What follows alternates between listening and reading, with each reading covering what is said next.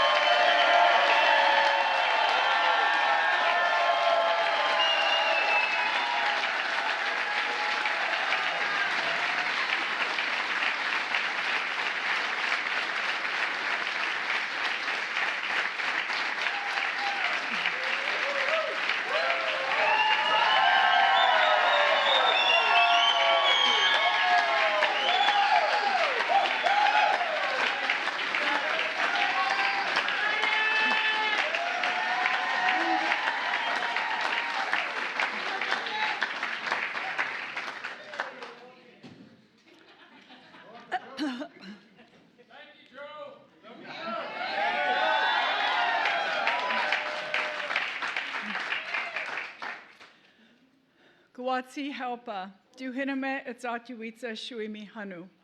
Hello, everyone, relatives and friends. I'm honored to be here with you at the White House. Yes, you can sit down, please.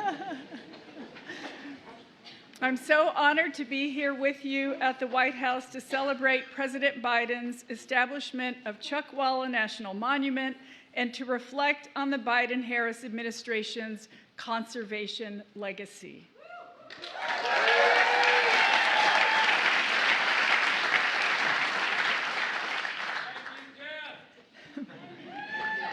You're very welcome. Hiking Painted Canyon with Chairman Tortes in the Coachella Valley last year was a highlight of my time as secretary, and I am so proud that I was able to keep up with him. Chuckwalla is an incredible place and one in which we are all so lucky to experience as our ancestors did. There is no better way to appreciate the land than to walk it, hearing, seeing, and smelling the earth. Today is special because it represents another example, a capstone really, of the Biden-Harris administration's unwavering commitment to protect the places we all love while uplifting and empowering those who have stewarded them across time. As everyone here knows, Chuckwalla is a living landscape that vibrates with beauty in painted canyons. It's a place where desert valleys and woodlands provide a home for many species of plants and animals. It's a place that families and adventurers from around the world seek out for unmatched recreational opportunities. And it's a place that has been stewarded over millennia by our indigenous ancestors, as evidenced by the songs the tribes still sing today of the trails that weave across the region. When President Biden and I first stepped into these roles, we understood fundamentally that tribes must be at the forefront of our efforts to conserve the lands and waters we all depend on. Today, I'm grateful for President Biden's leadership. I'm grateful he has listened to tribes and local communities across the country and has committed our administration to conserving the places that are core to our identities and to our shared experiences. Above all, I'm grateful for the outstanding partners we share this day with. Today, the Chuckwalla National Monument is protected for all of us.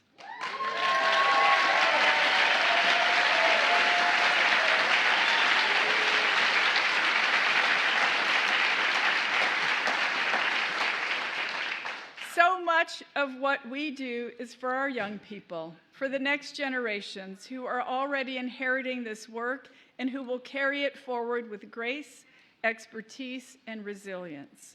They are the ones who are putting so many of our investments made possible by President Biden to good use. And it has been my honor to work alongside them in our shared mission for a better future. Our next speaker is one of those young people. Everyone, please welcome from California, Ryan Reyes.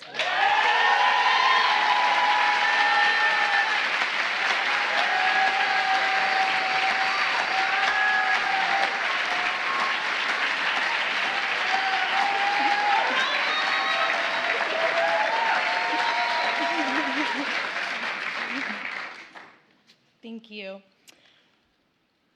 Thank you, Secretary Holland, for your inspiring words and for that beautiful picture you painted. Hello, my name is Ryan Reyes. I was born and raised in the Coachella Valley with my parents and 3 younger brothers, just about 30 minutes from Chuckwalla. As a child, I didn't appreciate the natural treasures found in my backyard. It wasn't until after I left California to go to college in a big city that I realized I needed to be around the mountains, the sun, and the beauty of the desert. I quickly returned home to the Coachella Valley to finish college and started coming regularly to Chuckwalla to hike, stargaze, and enjoy the beauty of the desert. After finishing college, I interned as a Chuckwalla Youth Ambassador for a nonprofit that works to protect California deserts. Then I joined the team at the National Audubon Society, a conservation nonprofit that works to protect birds and their habitats. It's been an empowering journey to learn how to advocate for these irreplaceable and incredible places we all need. And I plan to devote my career to environmental policy to protect these precious lands, waters, and animals. I realize how lucky I am to live in that magical place and how transformative it can be for our physical and our mental well-being. I want everyone to experience the magic of Chuckwalla. That's why designating Chuckwalla as a national monument represents more than just protecting land. It's an investment in our community's future, so families can enjoy the natural beauty around us. Scientists can explore its mysteries, and we can honor the cultural and historical landscape, or significance it holds for so many.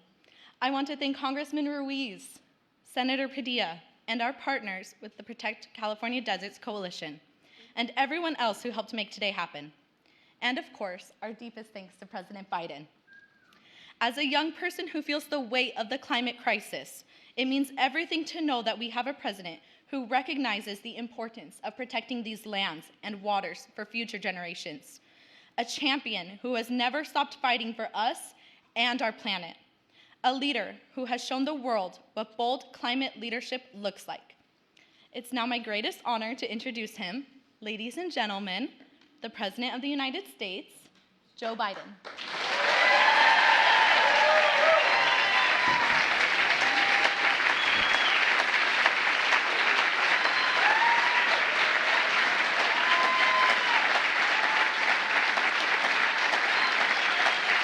Thank you, Ryan.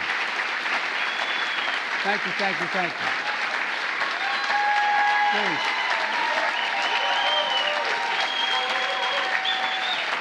I'm going home now.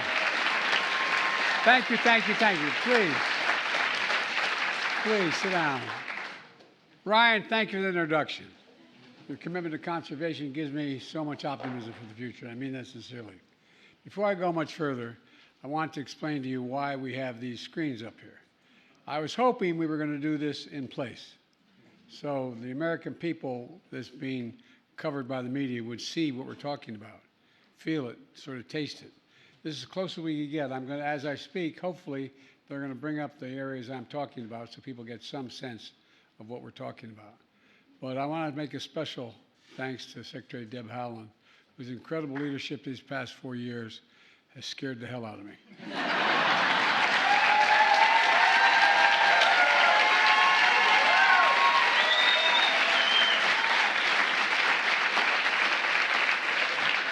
been doing this job a long time, not as president, but in public life. I'm afraid to tell her no. She doesn't take no for an answer on anything. I promise you, she has a list. Still, you've done a hell of a job.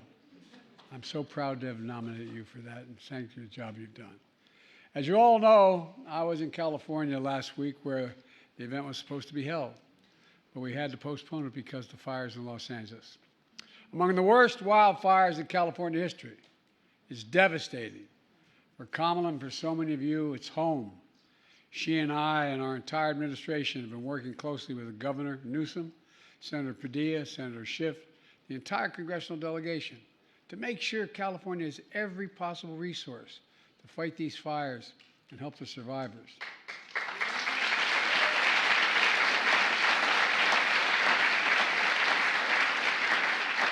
And fight back against the misinformation that's going out.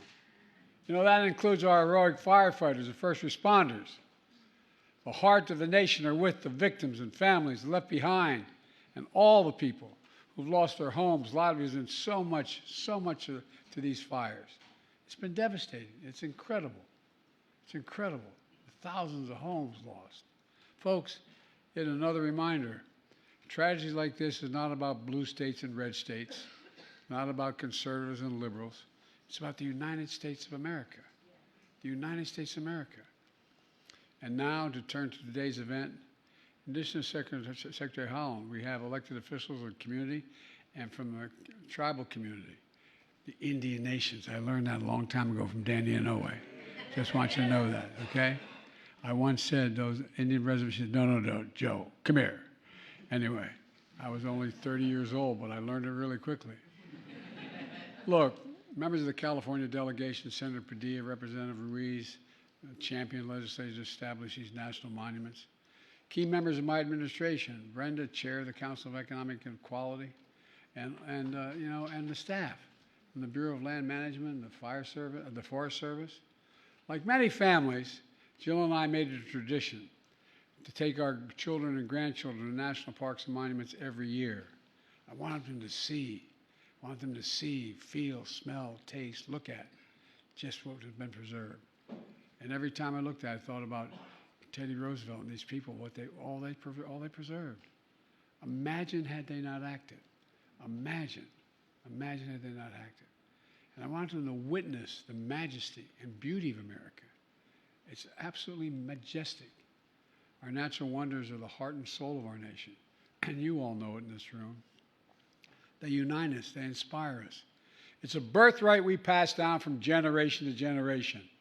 And that's why on day one of my administration since then, we've been carrying out the most aggressive climate agenda ever in the history of the world.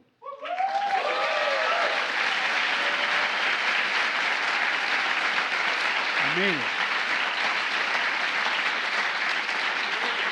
And make no mistake, I was able to do it because of you.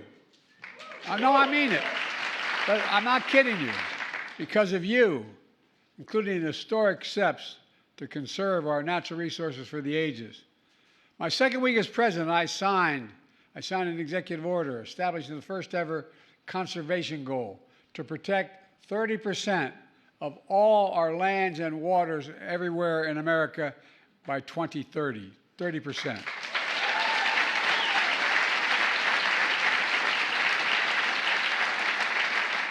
I call this national campaign America the Beautiful. That's what it's called, America the Beautiful. And over the last 4 years, we've delivered with your help, putting America on track to meet that bold goal. Restoring and creating new national monuments, conserving hundreds of millions of acres of lands and waters all across America. From New England to Minnesota, Texas to Colorado, Arizona to Alaska. I've also created the first national marine sanctuary in the United States, proposed by indigenous communities, and I thank you for your push. I thank you for your push.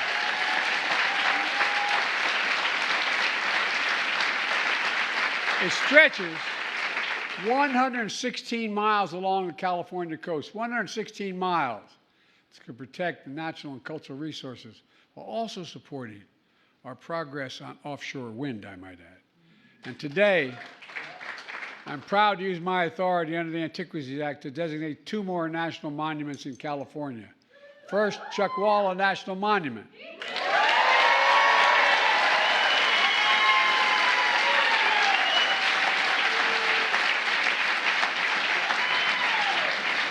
In the Southern California desert, this monument will protect more than 624,000 acres of wildlife habitat and sacred ancestral lands. Ladies and gentlemen, together, prior designations, we're going to create a contiguous corridor along the Colorado River of nearly 18 million acres of protected land, the largest in the lower 48 states. And the area...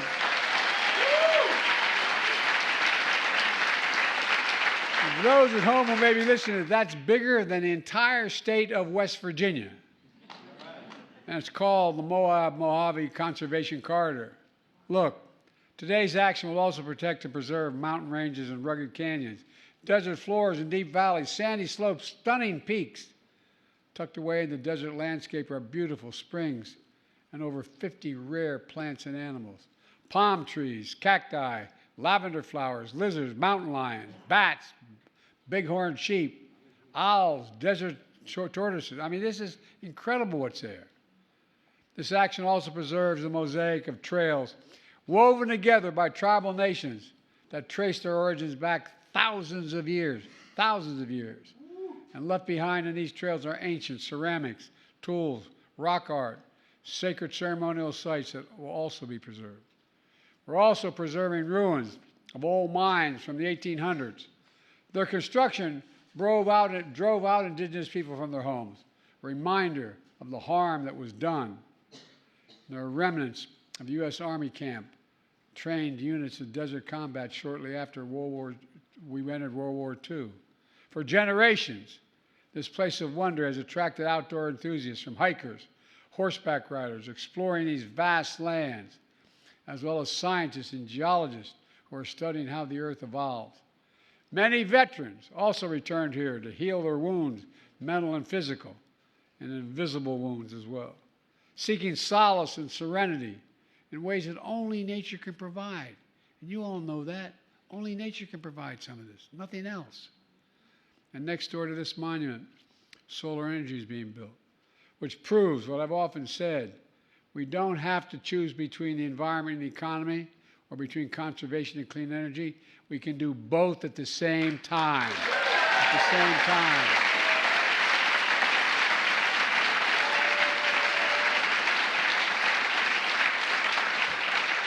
This monument offers a perfect roadmap for how to strike that balance.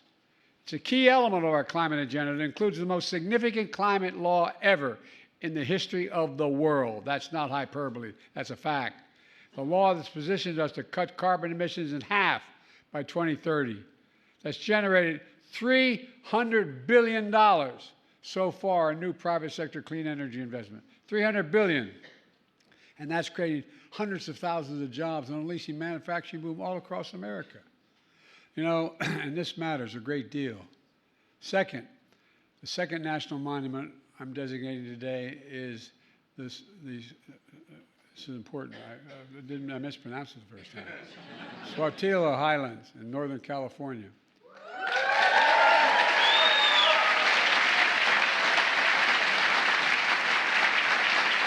$240,000 acres of mountains that contain pristine waters and forests, and stunning rock formations, lava fields, craters, and volcanic activity centuries ago. At the center of these highlands, a dormant volcano cradles a beautiful lake inside the summit. The highlands are home for countless plants, animals, including fox, frogs, bald eagles, bumblebees. The night skies there are darkest in America, and distant galaxies and stars are extra visible. It's incredible. In the 1960s, these lava formations were used by NASA to train astronauts on Apollo missions how to observe and take samples from the moon. And ever since, this landscape support California's outdoor recreation economy, from biking, hunting, fishing, canoeing, and so much more. This area is also sacred to many tribal nations, who were violently forced to leave their homes. You know, they held ancient ceremonies here. They found sources of reverence and healing here. And they're preserving lands fundamental to who they are and their way of life. Folks, it's important. Today's monument announcements build on another conservation action I took. Last week, I signed 2 directives to protect the entire East Coast, West Coast, and Florida coast and Eastern Gulf, and parts of the Alaskan coast from offshore drilling for natural gas.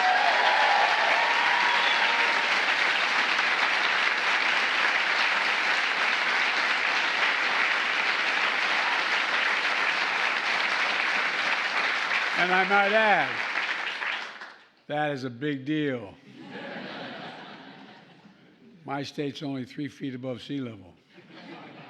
Oh, you're laughing, but it's important. Nearly 40% of Americans live in coastal communities. And it's not only good for the environment, it's good for our economy. It'll protect coastal fishing industry that generates $320 billion of income a year. Beach tourism that generates nearly $220 billion annually, and 3 million American jobs.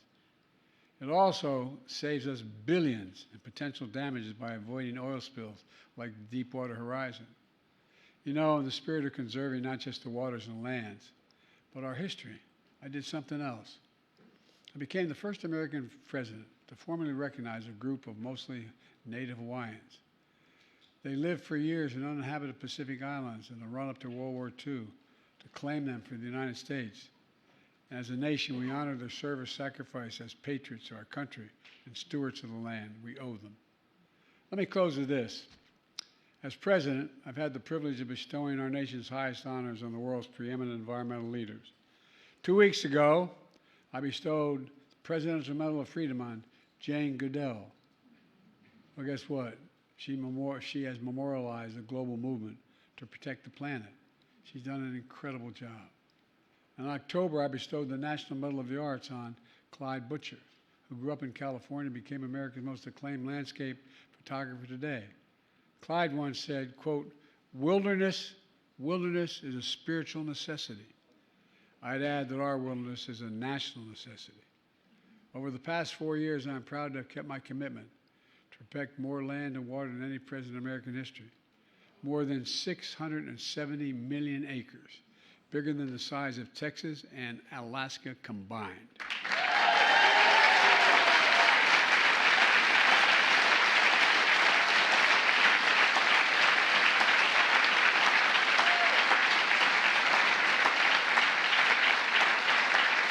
And without you standing up with me, we could have never done it.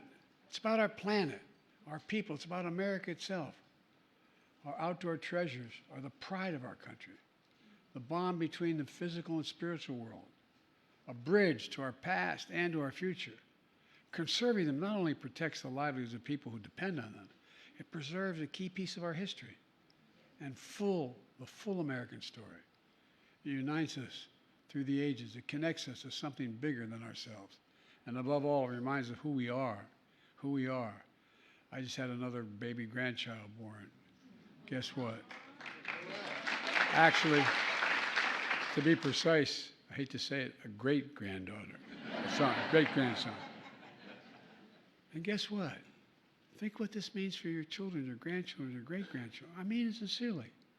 Think of what it means if we don't do this. Above all, it reminds us of who we are. We're the United States of America. And there's nothing beyond our capacity when we do it together. I want to thank you all again because it's not hyperbole. I could have never done any of this without the support of the people in this room. You stepped up. You made the case. People listened to you. Ordinary people listened to you about how important this is. And by the way, if I had my way, I'd make sure everyone could see the natural wonders because they'd have a more reverent view of where we are. So folks, God bless you all, and may God protect our troops. Thank you.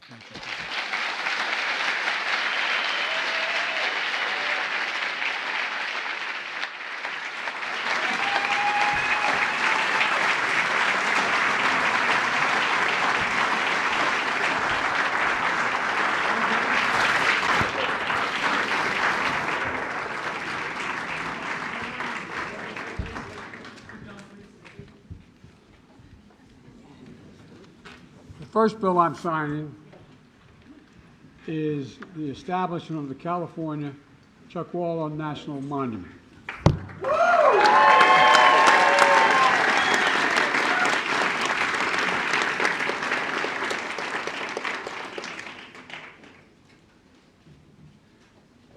Today's the 14th, right? Yes.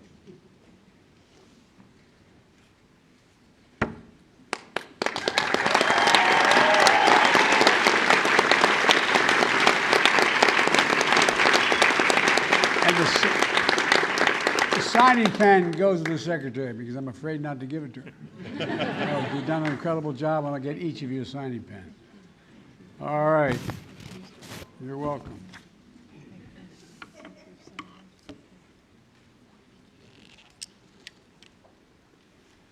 The second I'm signing is the establishment of the Highlands National Monument. Here we go. Got to fill this in. I know, Santino, I'm trying, the day of, in this hand, you'll fill in the dates here, guys? All right. No, I know that, but I don't want to. Thank you, thank you, thank you, thank you.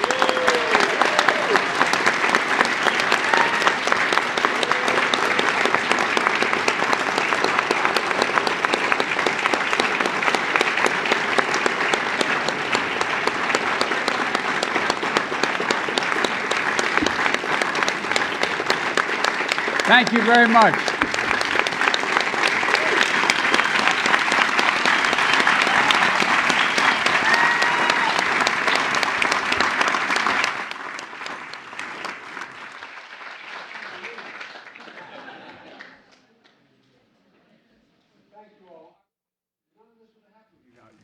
I really, really genuinely mean it.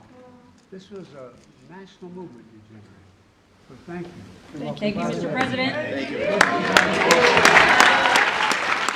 Distinguished guests, please remain in your seat as the President departs. Thank you.